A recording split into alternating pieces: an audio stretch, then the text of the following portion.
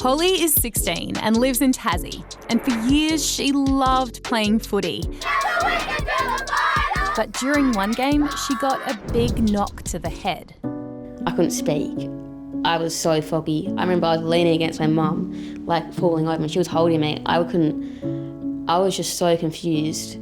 And then it was about 15 minutes later, I was sitting in the club room and I just realised what happened. What happened was a concussion.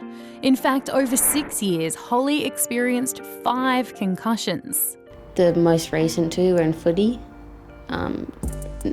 less than 1 year apart, and my most recent one has made me stop playing contact sport for the rest of my life. Let's take a closer look at what's actually going on. See, your brain sits in protective fluid inside your skull. But if your head takes a hit, that can cause the brain to bump around and bruise, or even get small tears in the nerves, which is what causes those nasty symptoms like dizziness, confusion, or even blacking out. Sometimes you might not feel anything until hours or even days later, and other times the symptoms of concussion can go on for months afterwards, which is what happened to Holly. I can't comprehend things, like when it was really bad, if someone said something to me, I wouldn't be able to understand. It would just be like a blur in my brain. Because I was always so tired, I struggled so much to just keep up with my friends, like us going out and doing things. I would really try hard because I didn't want to be different.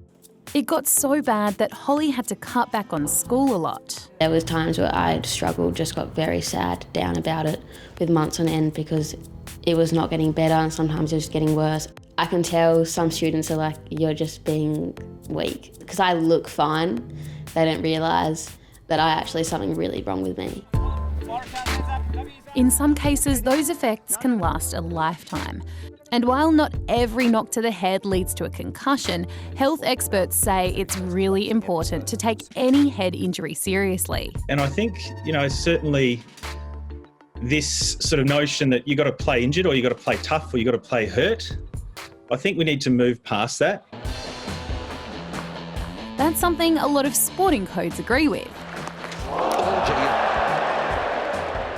Over the years, they've made changes to try to tackle the risk of concussion, like banning some dangerous moves and more checks players have to pass to get back out there. This season, the AFL's just brought in more concussion rules. Teams can now keep an extra player on hand to sub in for an injured teammate. And concussed players have to be sidelined for at least 12 days. When there's any form of head knock, you do recover quite slowly. So hopefully we can get Jake up and running in 12 days' time with a new concussion rule. While most contact sports do have concussion guidelines for junior levels and community games too, some say the rules aren't always as clear-cut and often aren't followed as strictly as they are for our sporting heroes. People probably think that because they're not playing sport at that elite level, that they may not actually sustain a concussion, but I would suspect that they're probably at a much higher risk of sustaining a concussion. Holly says it is possible for everyone to be more aware of the dangers of concussion and how to treat it properly, so that other kids don't have to go through what she did.